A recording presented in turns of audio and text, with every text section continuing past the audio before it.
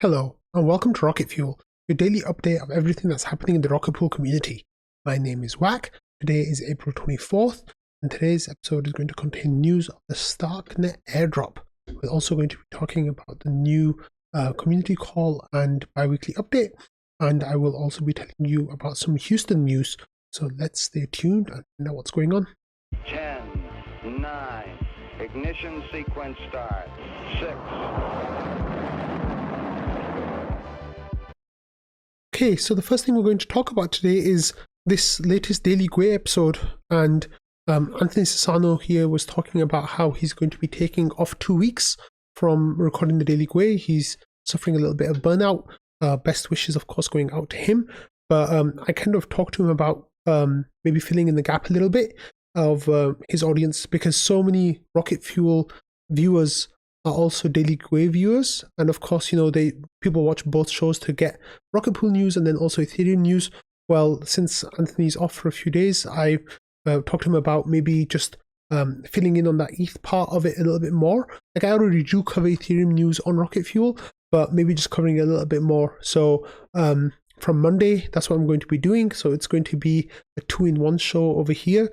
Anthony, of course, was talking about that on his show today, and also he on his Twitter, I retweeted his tweet for today's episode, and they said I'll be adding more general Ethereum news to Rocket Fuel while Anthony Sassal takes his 2 weeks off starting from Monday. That way you can still get your daily Ethereum news. So it seems like people were quite happy about this. Adam said this is amazing, and respectful guys said, do you have an Aussie accent? I don't have an Aussie accent, but I do have a British one. And then Alex was telling Anthony to rest up and come back as strong as ever. And then I also told people in ETH Finance as well that I'll be taking over, well, not taking over, sorry, that's not the right word, helping fill in some of the gaps that Anthony not being here, leaving. So I said, I think most of us watch the Daily Gwei every day. For those of you who do watch it, you know that Sassal is taking a 2-week break from recording the show starting Monday. During that time, I'm going to help fill in the gap by providing Ethereum news on top of Rocket Pool news on Rocket Fuel.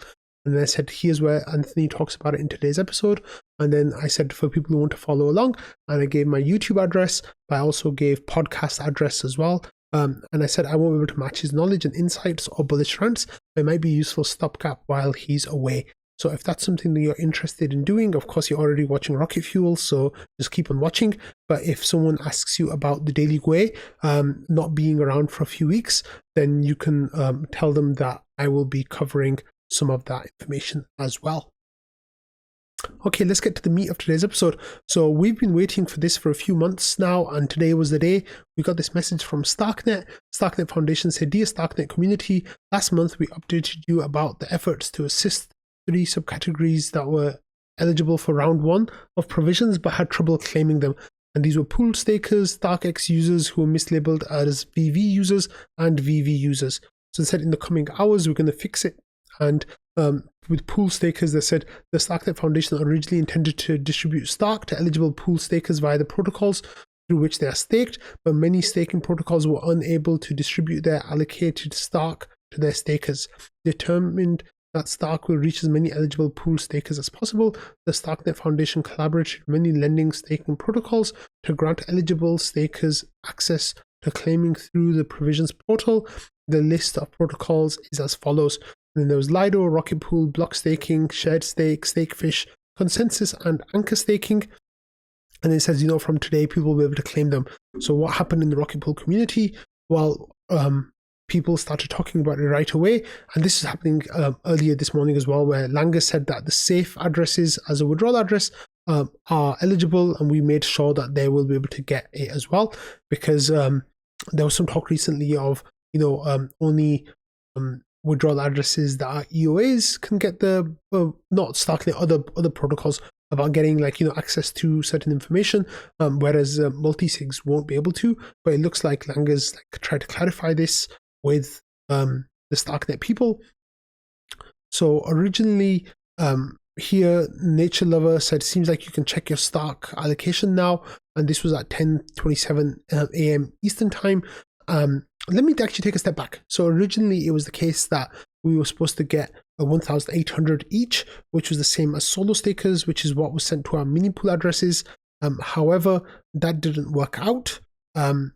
and as you can see here from here today, Nature Lover said, 1,200 each.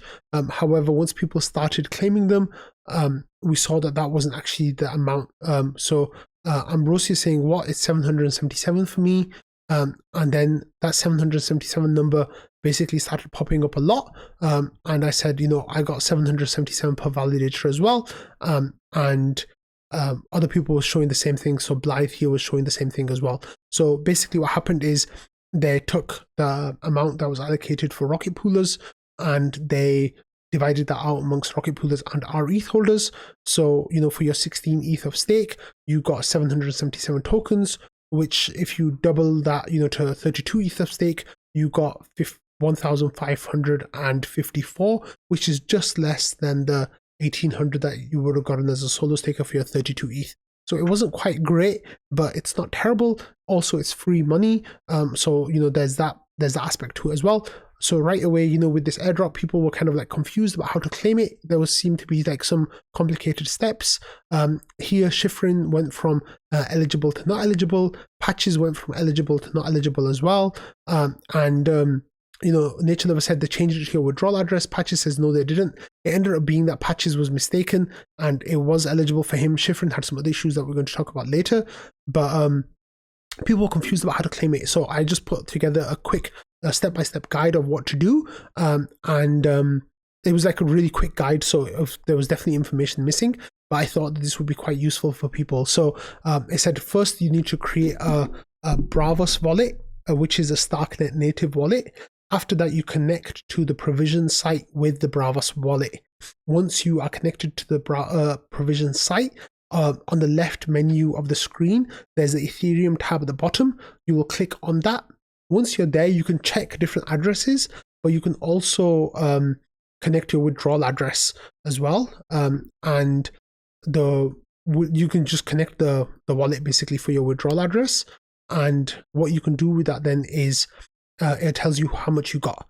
So once you want to claim that, you have the option then of delegating it, or you have the option of staking it. And of course you can just, not staking it, claiming it. You can claim it and then you have to sign the message from your hardware wallet saying that that's what you want to do. And once you do that, then, a short while later, the tokens will arrive in your Bravos wallet. Now that's the point that I was stuck at when I made this post. I said 8 sell them for RPL, but we can talk about that later. But the steps after that is you have two options you have many options, I'm sure, but it seems like the Rocket Pool community is kind of okay with two different options of how to swap the token. So most people want to swap it into ETH or USDC. Now, the way that you do that is you can use the Bravos wallet itself. It has a swap function built into it, but the rates in there are slightly worse than if you go to an exchange called Avnu, avnu.fi, and you go there and the rates are very slightly better. It's up to you whether you want to take that extra step or not. Then once that's done, then you go to a bridge, and I think the bridge is called Layer Swap. I forgot the name of the bridge. I'll actually tell you that in a moment. But then you go to a bridge and then you bridge it off your Starknet to like Ethereum or Ethereum layer 2s, whichever one you want to move to. So those are your options that you have there, and then you can swap it for RPL after that if you want. But the main thing to realize is that you can do the swap you don't have to send ETH to Starknet to pay for the gas swap. You can just do that with the Stark token because it is their native gas token as well. You just need to change the setting in the Bravos wallet to use Stark as your claiming wallet and pay the fees in the Stark token. After that, yeah. And then with there was some more information about like the best way to swap. Where are you going to go to? So I said layerswap.io is what I used, and you could swap basically. The way you could do that, the way the interaction works is you put in your Starknet address, your Bravos wallet address, and then you put in an Ethereum address and where you want to send it, which place you want to send it to. Layerswap has a limit of 1 ETH, so you might have to do multiple transactions, but it's quick. It takes 6 minutes. The Starknet bridge is the official bridge, and that doesn't have a limit, but it takes longer. It takes up to 8 hours, I think. But I think people got their money through there quicker, so it's something for you to keep in mind if you want to do that. I used layer swap and it was fine. It lets you send directly to an L2 or an or Ethereum layer 1, whatever you prefer, and that's what I ended up doing. There were some issues that people had with using the multisig with claiming, so they couldn't use the multisig on the actual provisions website. So here there was information about how to claim it outside the Stark provisions website. So here it says Ethereum eligibles. It says to claim your allocation outside the web portal, your Ethereum address must be among the list of eligibles in the directory ETH. To claim, follow these steps, and then there's links to a bunch of steps. I think some people were having some problems with this.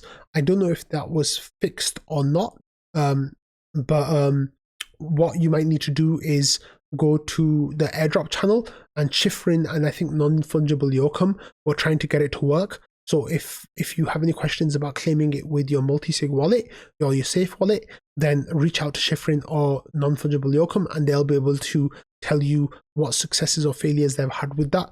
I've kind of fallen a bit behind on that information there, so sorry about that. Okay, so next, yeah, we already covered that information.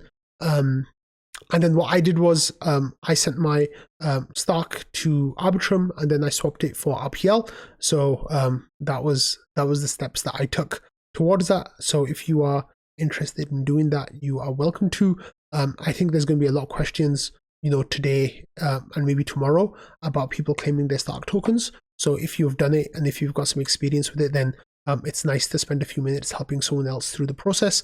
We were talking about this on the Discord here about how like it's so great that everyone's kind of helping each other, and it's really cool that we're doing this. I said it's so cool how we all help each other. I'm sure it's hugely bewildering for someone trying to figure this out on their own.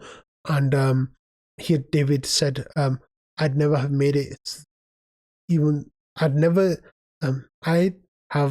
I'd have never made it even through the Omni airdrop without the help of the community here. So like huge shout out to the community, and huge shout out goes to Val and the team who worked tirelessly to get all this done.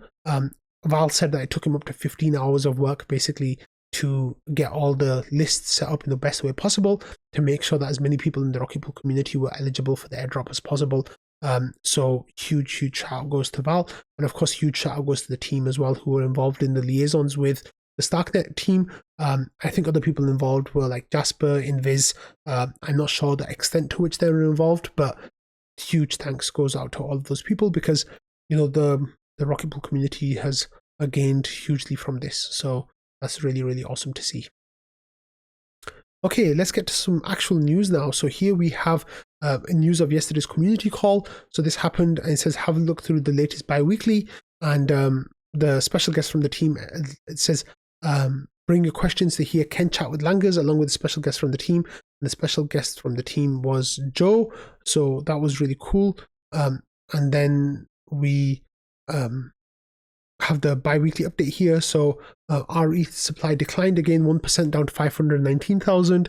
I think that's mostly just because of people trying to airdrop farm with other protocols. We're going to be talking about that later. Our mini pool count declined 2.5%, and then node operator count increased 0.3%, but of course that is an up only number. And then the Houston compatible release of the smart node is imminent, and we also have rewards tree specs 9 and 10 that was shared for feedback, and then the testnet deployment of the Houston upgrade is imminent, like I said. And we have the tokenomics reviews including legal considerations. And then with the governance, we had GMC was asking for funding allocations feedback, and the voting has closed since on RPIP 39, which allows the GMC to pay incentives to community members engaging with the bounty system. With integrations, we had our ETH LPs on Polygon ZK EVM through Hero Stable or Gyro Stable, however you want to pronounce it. And then we also had media marketing Langers on Beefy Podcast Mav spoke with Euclid on restaking space. The ETH holders can participate in Miso's token launch, the IOO. Everstake created a guide on using ETH on EigenLayer. ETH performed well versus LSTs during the recent market volatility.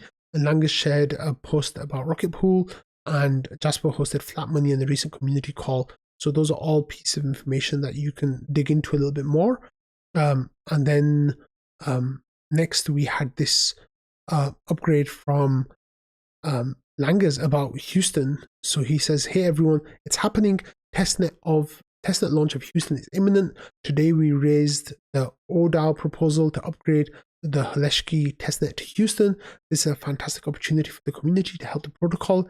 If you have a testnet node, you can help us test the future of Rocket Pool.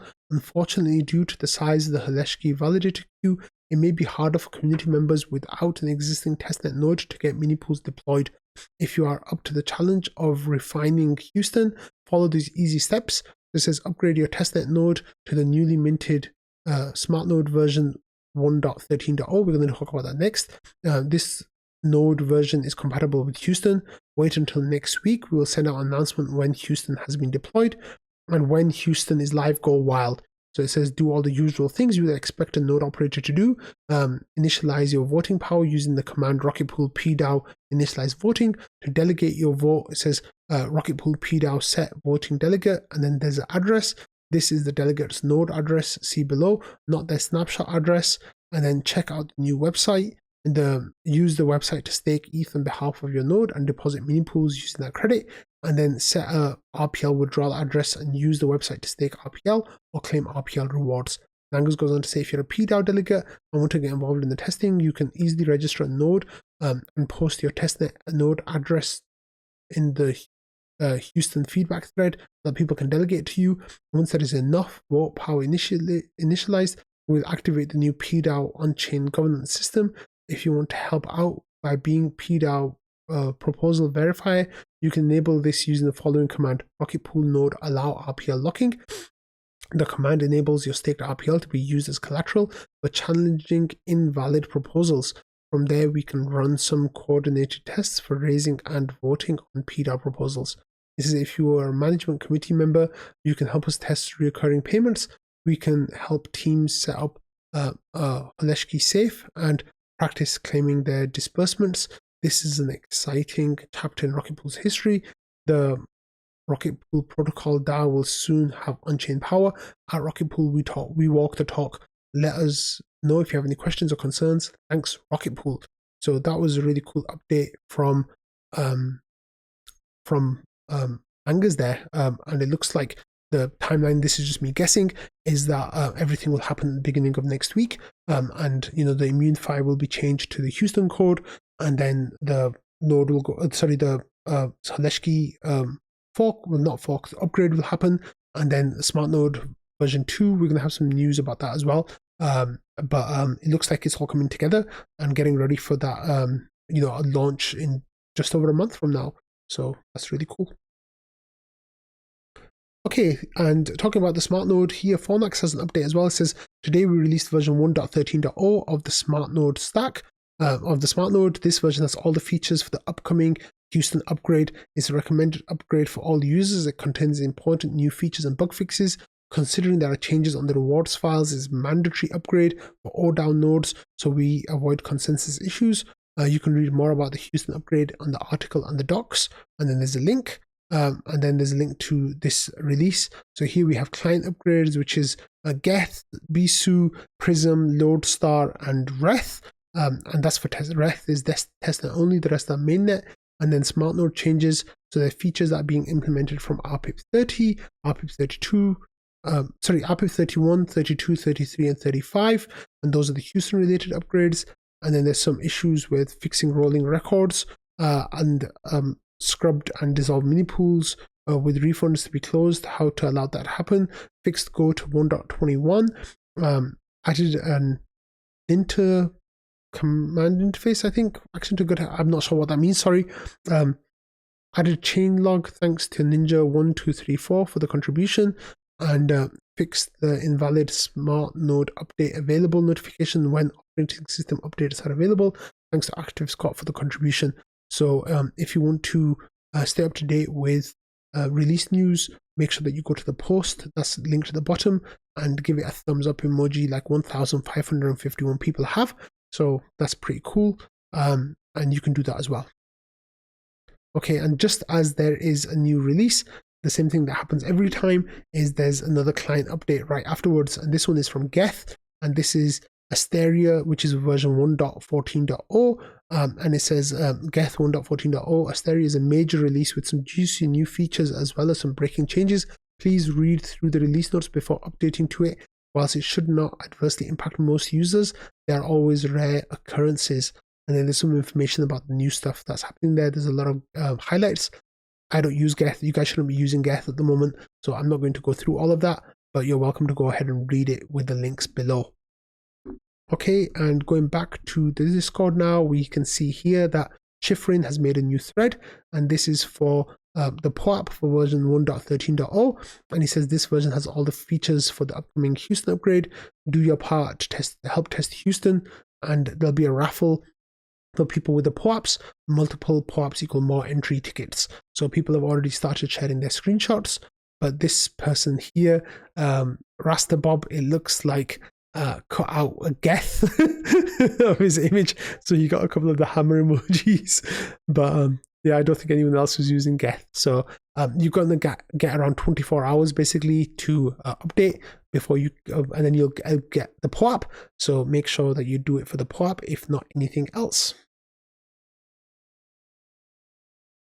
Okay, let's have a look over here. Next, we have some news about timing games. So timing games is this idea of basically block producers or node operators doing like fuckery on the Ethereum side to wait for as long as possible before they make their block to propose it, so they can maximize their MEV returns. So there was a whole discussion that took place yesterday afternoon about being about using timing games like this, and who's doing it, who's not doing it, whether Rocket Pool is doing it or not. And the consensus was that Rocket Pool isn't doing it. Then Jasper put together this Twitter thread about it. You can go and have a look at it. He says, questions thread for Rocket Pool node operators. 1, do you know what timing games are? So yes, only 33% of people said yes. They're not Rocket Fuel watchers. And then some people said they're not orange, they just want to see the results, and 53% of people said no. 12% of people said not orange. Then do you engage in timing games? Only 5% of respondents said no, with 87% saying they don't.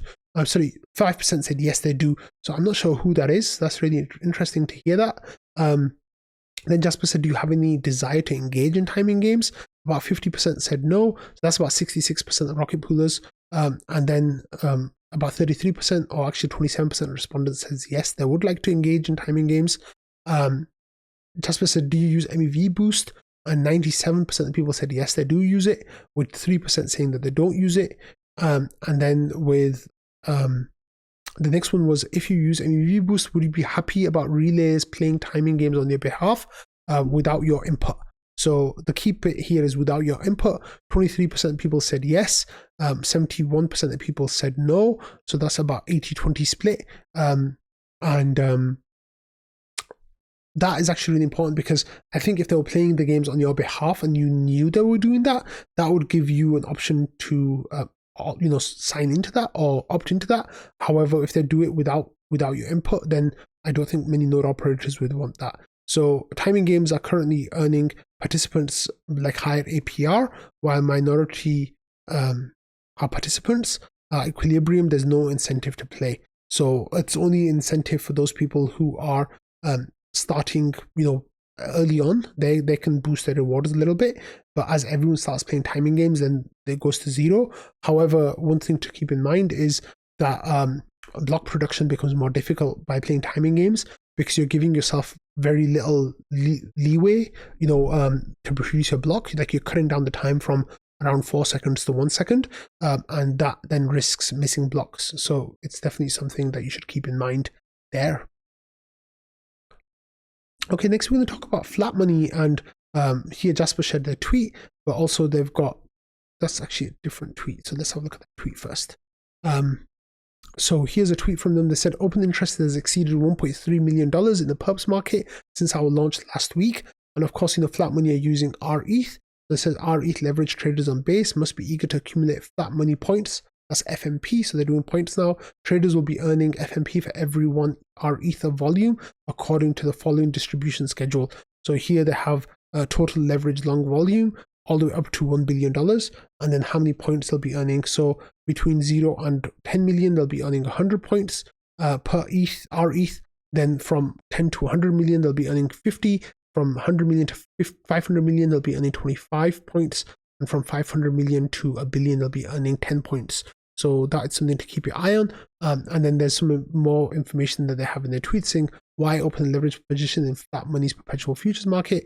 There's 0 slippage trades, competitive trading fees, ample ETH liquidity, and over $1.3 million of open interest. And they also have FMP incentives. That's their flat money protocol. That's what it stands for, right? Flat money protocol? No, flat money point, sorry. Incentives as well. So let's have a look at how they're getting along. Here they said the unit, that's their stable coin, stable-ish flat money coin. I guess unit holders are earning 26% plus APY in the flat money market. Current US CPI shows 3.5 inflation. ETH is down 12% in the last 2 weeks. Unit is up 1.96%, showing value growth since launch. Unit is reducing holders' exposures to ETH volatility. So based unit for the win. So if this is something that you're looking into, please do your own research. It's risky. DeFi is risky. You can lose everything you put in, of course. So here, Flat Money is saying Unit is the first decentralized delta neutral flat coin backed by ETH and built on Base. Unit is on-chain money that preserves your purchasing power and offsets volatility within crypto markets. Don't get rugged by inflation. Meet your new unit of account. So they're kind of building up the hype and they're building up interest. So good job, Flat Money guys. They seem to be doing really well. Okay, talking about money, here Sam from Liquity popped into the IMC channel yesterday and he was asking about Liquity version 2. So there's a little bit of alpha here. So basically he says, we expect Liquity version 2 to be one of the most competitive venues to borrow against ETH and LSTs. So current Liquity only has ETH borrowing. You deposit your ETH and you borrow a stablecoin, the LUSD, and then you get a fixed interest rate on that. So in version 2, they're also going to be using LSTs. It says in terms of capital efficiency and interest rates, this is because of our users set interest rates. In contrast to money markets where there is significant spread between lenders and borrowers, Liquity's version 2 interest mechanism will enable swift, adaptive adjustments that tighten the disparity between the two. With this advancement, we expect Liquity version 2 to offer competitive borrowing and stable holding rates. Depending on the utilization and integration of the stablecoin in broad DeFi, the stability pool yields may even exceed the average borrower rates, something that isn't possible on money markets where borrowers always pay higher rates than what the lenders receive. And Sam goes on to say, as the protocol will be giving away 90% of its revenue towards growing liquidity for the stablecoin through the stability pool and built-in protocol incentives, liquidity, it should create a liquid market for the stablecoin. Our plan is to have the protocol be immutable, just like version 1. As part of this, there's a need to have an immutable list of LSTs as collateral. One of these collaterals we're looking at is ETH. We'd like to speak with the IMC to discuss potential incentives and KPIs around it, 3 to 6 months, and we get to bootstrap the market. It would be great if you could jump on the call. So Val says, I'm taking off my IMC hat. Liquity is absolute bomb. I'd love to figure something out. And it says, is this still going to be LUSD or does it end up being a new stable due to the old one being part of an ossified system? What you're looking for is something like ETH LUSD liquidity. Are you looking for ETH liquidity? Sam says that this will be a new stablecoin called Bold. It'll be a completely different system with different parameters, and kind of explains back and forth about what it's going to look like, and maybe that they can talk. And then Val kind of clarified that the IMC is outside of their charter to incentivize liquidity sync. It said the IMC should not, however, add incentives that would serve only to boost demand with marginal benefits to added liquidity. This is the stability pool may be more like our purview, though our chief mission is absolute ETH. might also be possible to help you figure something out through either the grants committee, which I'm guessing is where you started, because I told Sam to come and talk here, or the full PDAO. Those votes can do essentially anything. I'll book a time. So it looks like there's some talk going back and forth about how our ETH might be able to integrate with Liquity version 2, which is really exciting because a whole lot of people in our community really like Liquity and what they're doing. In fact, the GMC swaps 20% of our monthly income into LUSD. So yeah, it's good stuff. Okay, next, there was some fallout from the Omni airdrop here, and I'm going to give a shout out to Haloooloolo. So here we had Royal Canadian ETH Force saying, is there a way to change a withdrawal address if I have lost access to said hardware wallet? I recovered my node wallet on my ledger for the Omni claim, which went fine, but now I'm seeing recovery phase invalid. When I tried to recover my withdrawal address to switch back, feeling like a complete effing idiot and genuinely don't understand how I could possibly have effed this setting this up. I tried like 20 times praying for a miracle here. So what ended up happening is Patchy says you need Haloooloolo script, and here there's a script basically that has all the BIP39 words, and yeah, it's got all the words in there. So there's, I think, 2048 of them. And then he says, Royal Canadian ETH Force, let me know if you need help running it. So basically this is what happens, right? The idea is that you probably wrote down one word incorrectly, or, you know, there was a mistake with writing it down. For example, the word easy and the word east are both in the BIP29. So if you made a mistake and you couldn't read what that last letter was, your address wouldn't work anymore, right? So what Haloooloolo did was like kind of made this little script that lets you swap out certain words and see if it works. And what ended up happening was that the Canadian ETH Force here was able to get access to that wallet again, which is absolutely amazing, because if he hadn't, then he was basically going to be losing all the ETH on his validator, which is a really big deal. So thankfully that was avoided.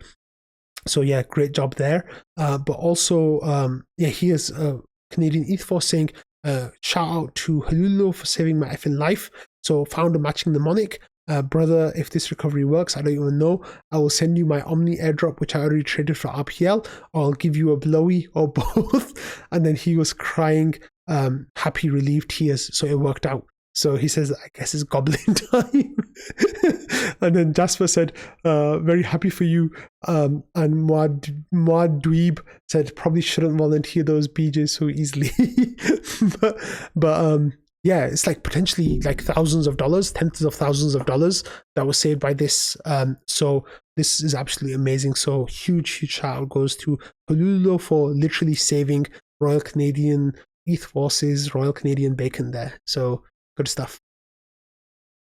Okay, Nixo was putting together a presentation about solo stakers and home stakers, and I think she was kind of like starting off with some like a little bit cheeky misconceptions basically about them. So it's kind of funny. So she said solo stakers, they have bad performance. They sometimes don't know what they're doing. Yeah, in many such cases. She said they don't respond quickly to network events and they need a lot of help. She said, what other shit can I talk about solo stakers? So people kind of got responding here about how they don't play timing games and how they aren't good at setting up MEV boost and other things like this. How they run things from home instead of like using servers, or the other way around maybe. But yeah, there was some really funny responses here. So if you're interested in that, go and give it a listen. Go and give it a read, sorry, and see what people were saying. Okay, next we had some very, very interesting news overnight. So as you all know, the liquid restaking tokens are sucking up all the air from like the ETH staking ecosystem, and Rocket Pool, Lido, you know, some of these older staking providers are kind of suffering like growth slowdowns and slowdown, basically, like not even growth slowdown, but actually like contraction instead of growth. And what happened here was the ezETH token like had a really bad day, and it basically hugely depegged last night. And the idea is here, right, like the LRTs are just that much more susceptible to depegs in a way that LSTs aren't, because they have layers of added risk on top from the protocols and from EigenLayer as well if they get slashed, etc. Well, one of the things that happened here was ezETH yesterday released a horrible airdrop farming guide, not guide, like the allocation. So people were kind of upset, which meant people started selling their ezETH and went to another one that, like Swell, for example, that might have a better airdrop. And what ended up happening was that a whole lot of people who were using ezETH were using Morpho to loop it. They were hyper staking it. They were taking leverage on top of their ezETH, and that ezETH then depegged. And as it depegged, it really dropped value quickly. And in dropping value quickly, it went down like nearly 50% against ETH. So let me just see if I can find this chart that Fornax tagged me in. I should have had it open already. I'm sorry that I didn't. And then a whole lot of people were talking to me today about the Stark airdrop. So I have to scroll back quite a bit. Here it is.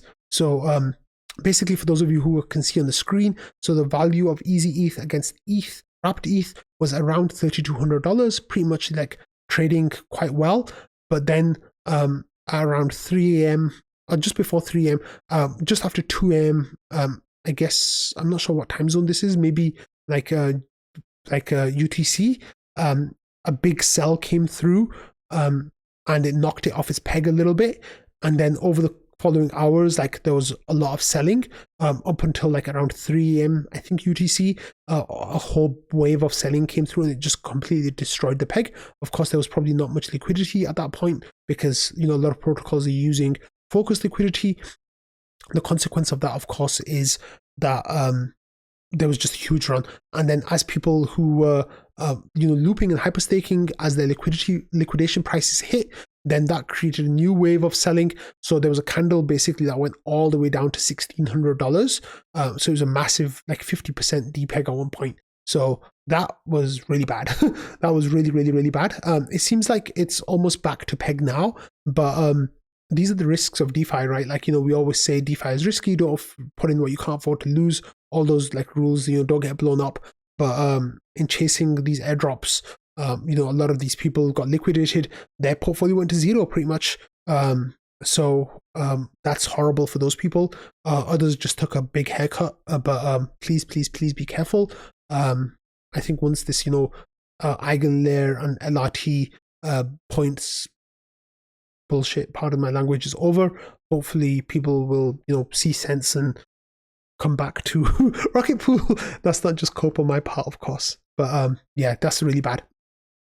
Okay, talking about really bad stuff, now we're going to talk about really good stuff here. So, well, maybe not really good stuff, but definitely interesting stuff.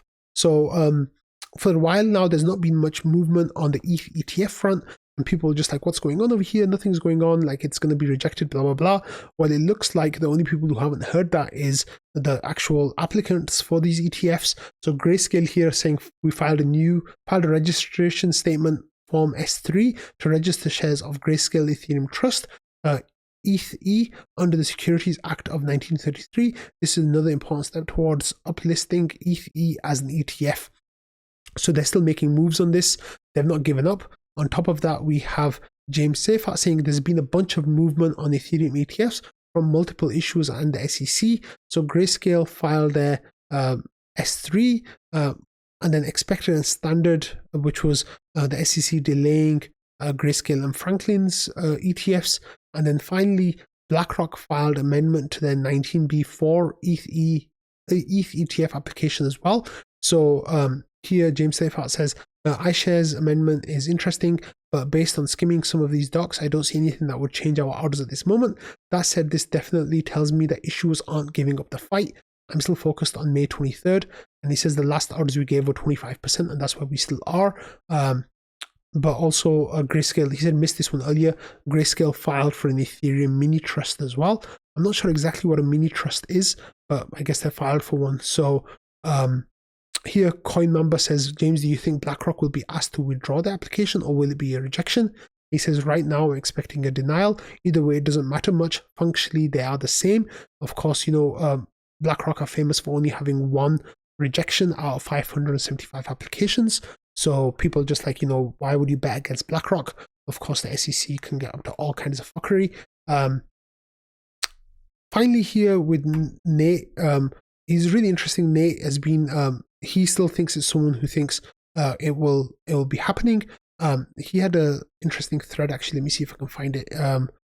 He says that now I'm fully recharged from the spot ETF approval cycle. Time to focus on ETH ETF. We've broken structure and Grayscale's ETH, suboptimal ETH futures based ETFs, etc. You can buy ETH publicly on Coin and Robinhood, paying hefty fees. No reason for spot ETH ETF to not exist. So this was just saying it's gonna be a fun cycle, basically. So Nate is one of the few people who's still saying that the ETF is going to happen in May. Of course, Anthony Sassano is saying that too. But it's going to be interesting to see how this next month goes and whether or not we actually get any movement. We'll wait to see. And of course, I'll let you know how all that's going. But anyway, thank you all for watching, listening, and being part of the Rocket Fuel community. For people who are new to watching, thanks for joining. I'll try to include more and more Ethereum news over the next couple of weeks, just to kind of fill that gap for Anthony until he comes back. And then I'm happy for him to take the reins on the Ethereum stuff again. But thank you all for watching, listening, and I will see you all tomorrow. Bye.